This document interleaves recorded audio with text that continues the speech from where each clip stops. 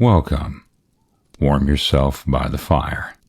Have a seat or snuggle up in your favorite spot and let me tell you a story. Fairfield is a little village lying near the Portsmouth Road, about halfway between London and the sea. Strangers, who now and then find it by accident, call it a pretty old-fashioned place. We who live in it and call it home don't find anything very pretty about it, but we should be sorry to live anywhere else. Our minds have taken the shape of the inn and the church and the green, I suppose. At all events, we never feel comfortable out of Fairfield. Of course, the Cockneys, with their vast houses and noise-ridden streets, can call us rustic if they choose. But for all that, Fairfield is a better place to live in than London. Doctor says that when he goes to London, his mind is bruised with the weight of the houses, and he was Cockney-born. He had lived there himself when he was a little chap, but he knows better now. You gentlemen may laugh. Perhaps some of you come from London way. But it seems to me that a witness like that is worth a gallon of arguments. Dull? Well, you might find it dull. But I assure you that I've listened to all the London yarns you have spun tonight, and they're absolutely nothing to the things that happen at Fairfield. And it's because of our way of thinking and minding our own business. If one of your Londoners was to sit down on the green of a Saturday night when the ghosts of the lads who died in the war kept tryst with the lasses who lie in the churchyard, he couldn't help being curious and interfering. And then the ghosts would go somewhere else where it was quieter. But we just let them come and go, and we don't make any fuss. And in consequence, Fairfield is the ghostiest place in all England. Why, I've seen a headless man sitting on the edge of the well in broad daylight, and the children playing about his feet as if he were their father. Take my word for it. Spirits know when they're well off as much as human beings. Still, I must admit that the thing I'm going to tell you about was queer even for our part of the world, where 3 packs of ghost hounds hunt regularly during the season, and a blacksmith's great-grandfather is busy all night shoeing the dead gentleman's horses. Now, that's a thing that wouldn't happen in London because of their interfering ways. But blacksmith? Well, he lies up aloft and sleeps as quiet as a lamb. Once, when he had a headache, he shouted down at them not to make so much noise, and in the morning, he found an old guinea left on the anvil as an apology. He wears it in his watch chain now. But I must get on with my story. If I ever start telling you about the queer things happening in Fairfield, well, I'll never stop. It all came of the great storm in the spring of 1897, the year that we had 2 great storms. This was the first one, and I remember it well because I found in the morning that it had lifted the thatch of my pigsty into the widow's garden, as clean as a boy's kite.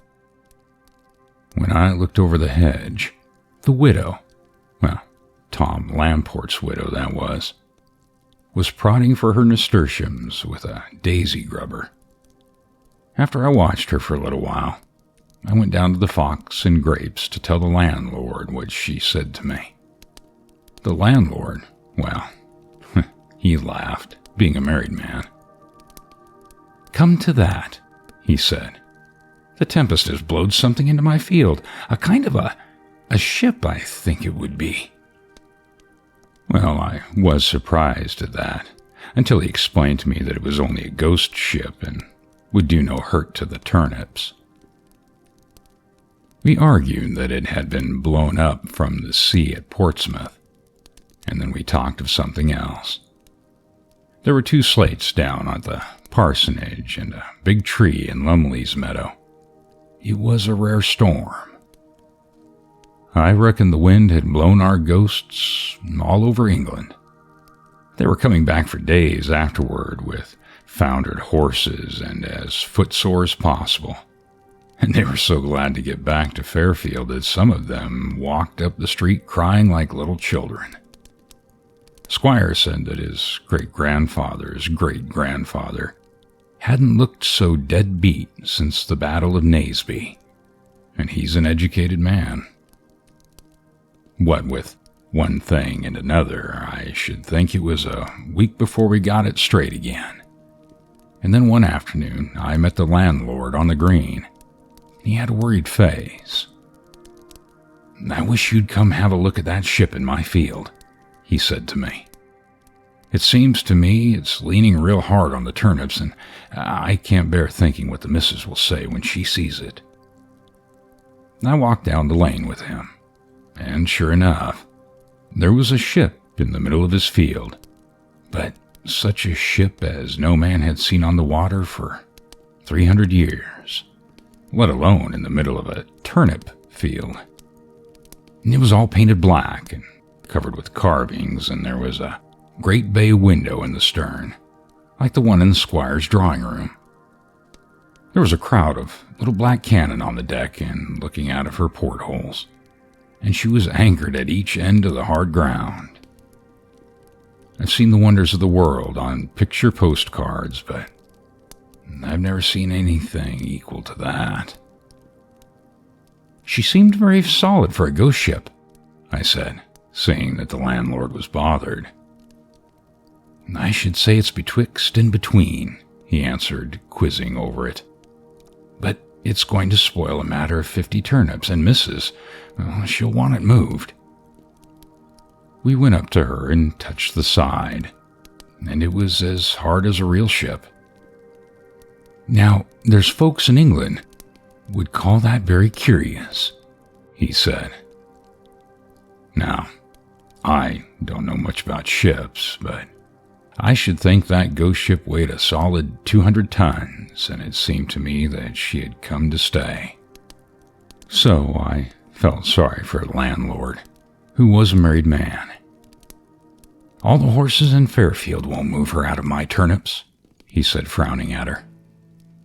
Just then we heard a noise on her deck, and we looked up and saw that a man had come out of her from the cabin and was looking down at us, but very peaceably. He was dressed in a black uniform set off with rusty gold lace and had a great cutlass by his side in a brass sheath. "I'm Captain Bartholomew Roberts," he said in a gentleman's voice. "Put forth in for recruits. I seem to have brought her rather far up the harbor." "Harbor?" cried landlord. "Why, you're 50 miles from the damned sea." Captain Roberts didn't turn a hair. "Oh, so much as that, is it?" he said coolly. "Well, it's of no consequence." Landlord was a bit upset at this. "I don't want to be unneighborly," he said, "but I wish you hadn't brought your ship into my field. You see, my wife sets great stores on these turnips." The captain took out a pinch of snuff from a fine gold box that he pulled out of his pocket, and dusted his fingers with a silk handkerchief in a very genteel fashion. "I'm only here for a few months, but if a testimony of my esteem would pacify your good lady, I should be content." And with the words he loosed a great gold brooch from the neck of his coat and tossed it down to the landlord. Landlord blushed as red as a strawberry. "Oh, I'm not denying she's fond of jewelry," he said, "but it's too much for half a sack full of turnips." Oh, indeed, it was a handsome brooch. The captain laughed. "Oh, tut-tut, my good man. It's a forced sale, and you deserve a good price. Say no more about it." and nodded a good day to us. He turned on his heel and went into the cabin. The landlord walked back up the lane like a man with a weight off his mind. "That tempest has blown me a bit of luck," he said. "The missus will be most pleased with the brooch. Well, it's better than blacksmith's guinea any day." 1897 was a Jubilee year, the year of the second Jubilee, you remember. And we had great doings at Fairfield, so that we hadn't much time to bother about the ghost ship, though. Anyhow, it isn't our way to meddle in some things that don't concern us. Landlord, well, he saw his tenant once or twice when he was hoeing his turnips, and passed the time of day, and the landlord's wife wore her new brooch to church every Sunday. But we didn't mix much with the ghosts at any time, all except an idiot lad that was in the village, and he didn't know the difference between a man and a ghost. Poor idiot.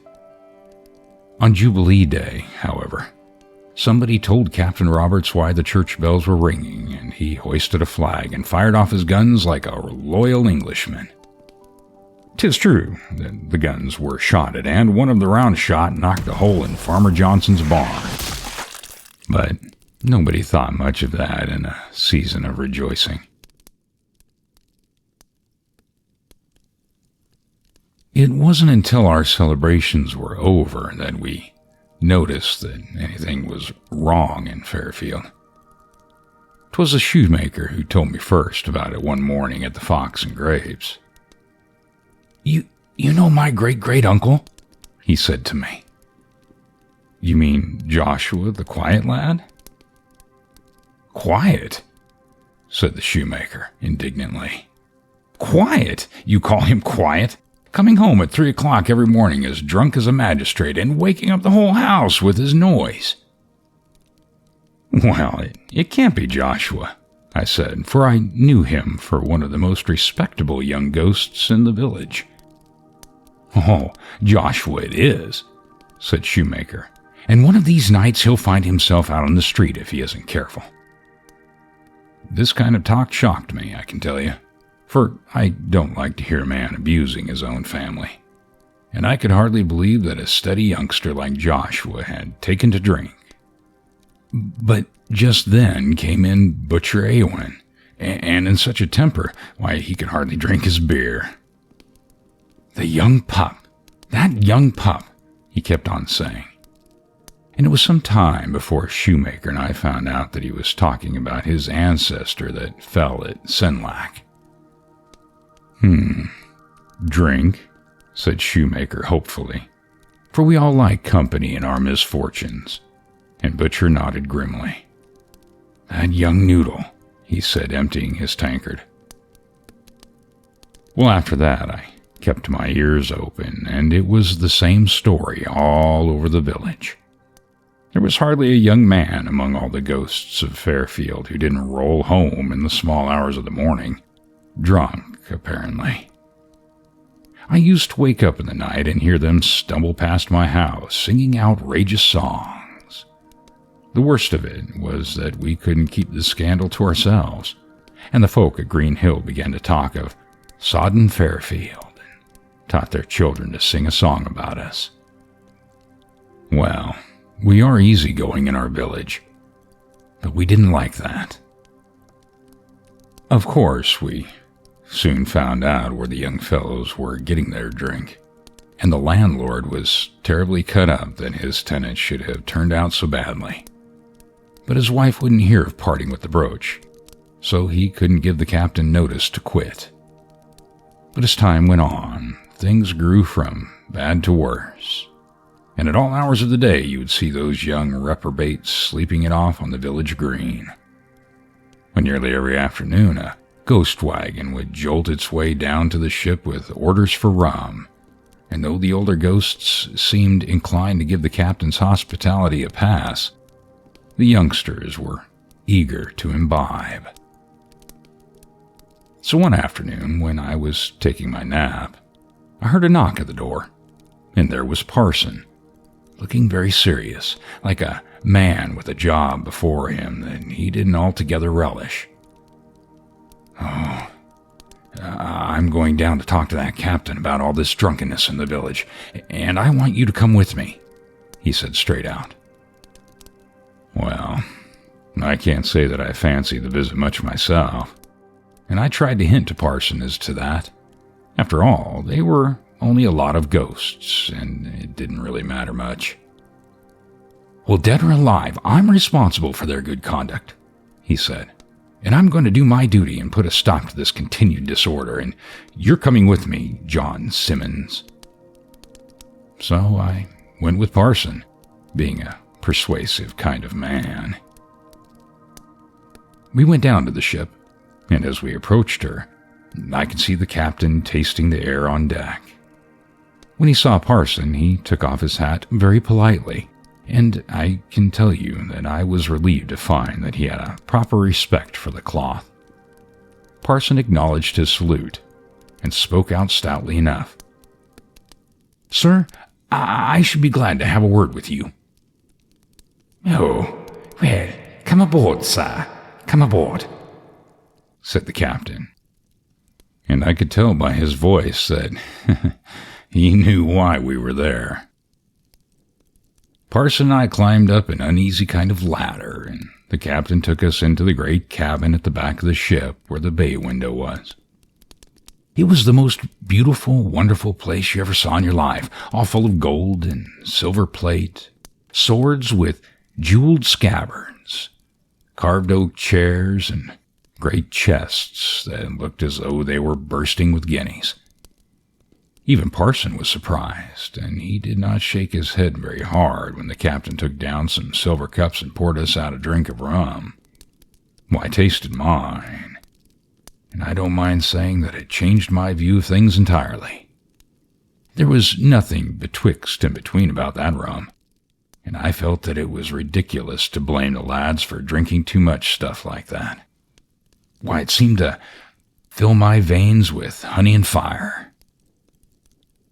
Parson put the case squarely to the captain, but I didn't listen much to what he had to say. I was busy sipping my drink and looking through the window at the fishes swimming to and fro over the landlord's turnips.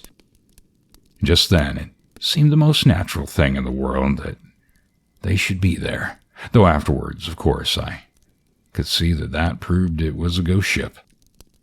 But even then, I thought it was queer when I saw a drowned sailor float by in the thin air, and his hair and beard all full of bubbles.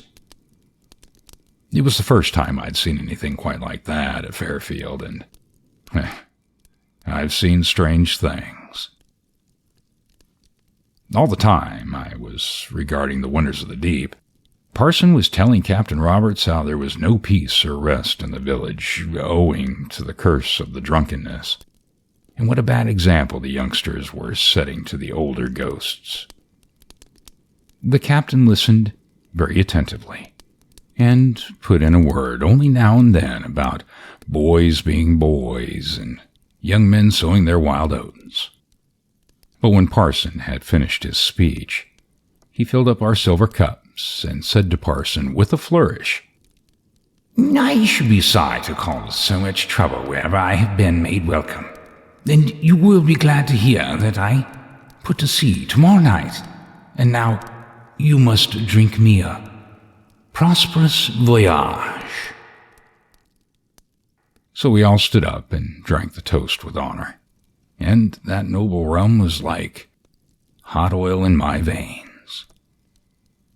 Well, after that, the captain showed us some of the curiosities he had brought back from foreign parts, and we were greatly amazed, though afterward I couldn't clearly remember what they were. Anyway, then I found myself walking across the turnips with Parson, and I was telling him of the glories of the deep that I had seen through the window of the ship. Well, he turned to me severely. "If I were you, John Simons," he said, "I should go straight home and go to bed." Well, he does have a way of putting things that wouldn't occur to an ordinary man, and I did as he told me.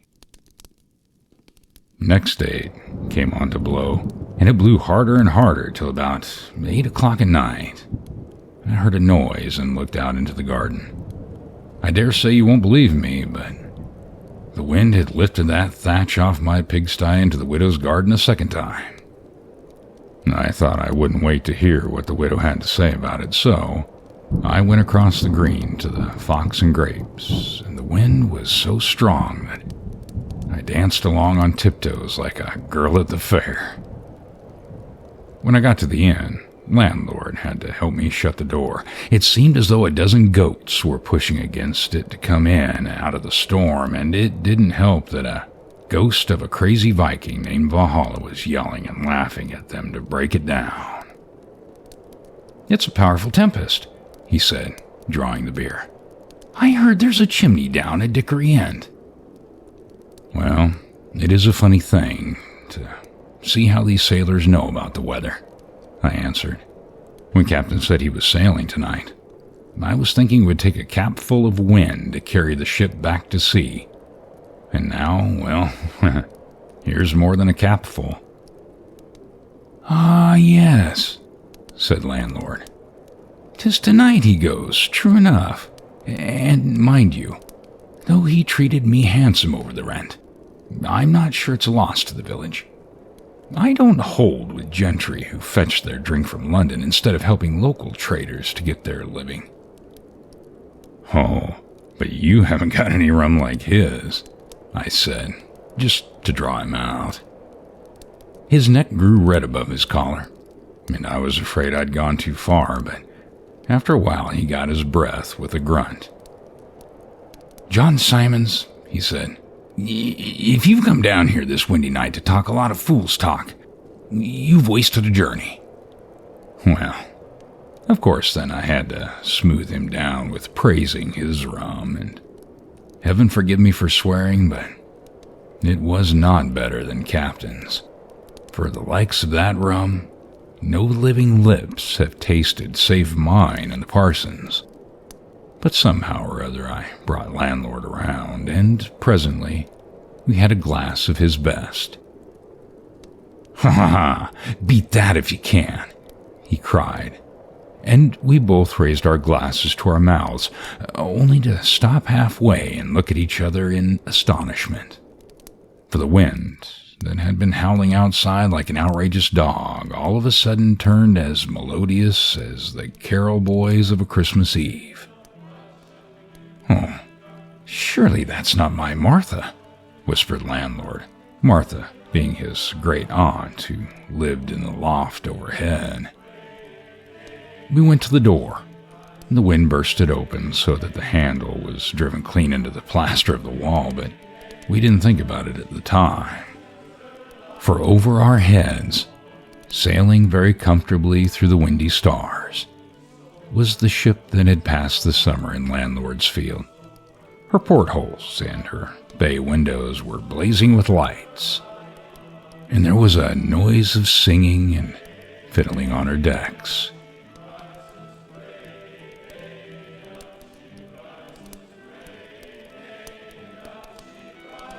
"He's gone," shouted landlord above the storm, "and he's taken half the village with him." I could only nod in answer, not having lungs like bellows of leather.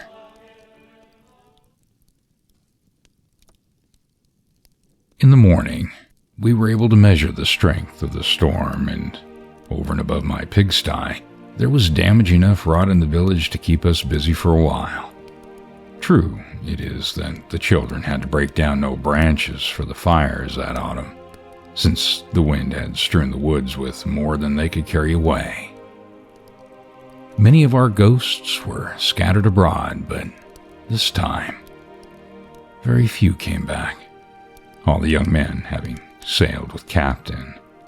And not only ghosts, for a poor half-witted lad was missing, and we reckoned that he had stowed himself away, or perhaps shipped as cabin boy with the captain, not knowing any better. But with the lamentations of the ghost girls and the grumblings of families who had lost ancestors, the village was upset for a while, And the funny thing was that it was the folk who had complained most of the carryings-on of the youngsters who made the most noise and were sad that they were gone. I hadn't any sympathy with shoemaker or butcher, who ran about saying how much they missed their lads, but it made me grieve to hear the poor bereaved girls calling their lovers by name on the village green and at nightfall. It didn't seem fair to me that they should have lost their men a second time, after giving up life in order to join them as likely as not. Still, not even a spirit can be sorry forever, and after a few months we made up our mind that the folk who had sailed in the ship were never coming back, and, well, we didn't talk about it anymore. Then one day, I dare say it would be a couple of years after, when the whole business was quite forgotten, who should come traipsing along the road from Portsmouth but that daft lad who had gone away with the ship without waiting till he was dead to become a ghost. You never saw such a boy as that in your life. He had a great rusty cutlass hanging to a string at his waist, and he was tattooed all over in fine colors, so that even his face looked like it would scare the devil. He had a handkerchief in his hand full of foreign shells and old-fashioned pieces of small money, very curious, and he walked up to the well outside his mother's house and drew himself a drink, as if he had been nowhere in particular. The worst of it was that he had come back as soft-headed as he went, and try as we might, we couldn't get anything reasonable out of him. He talked a lot of gibberish about keel hauling and walking the plank and crimson murders, things a decent sailor should know nothing about, so that it did seem to me that for all his manners, Captain Roberts had been more of a pirate than a gentleman mariner. But to draw sense out of that boy was as hard as picking cherries off a crab tree. One silly tale he had that he kept drifting on back and forth about, and to hear him you would have thought that it was the only thing that happened to him in his life. He said, "We was at anchor off an island called the Basket of Flowers, and the sailors had caught a lot of parrots, and we were teaching them to swear, up and down the decks, back and forth, and the language they used was dreadful. Then we looked up and saw the masts of the Spanish ship outside the harbor. Outside the harbor they were, so we threw the parrots into the sea and sailed out to fight. And all the parrots were drowned in the sea, and the language they used, it was dreadful." That's the sort of boy he was. Nothing but silly talk of parrots when we asked him about the fighting. And we never had a chance of teaching him better, for 2 days afterwards, he ran away again, and hasn't been seen since. Well, this is my story, and I assure you that things like this are happening at Fairfield all the time.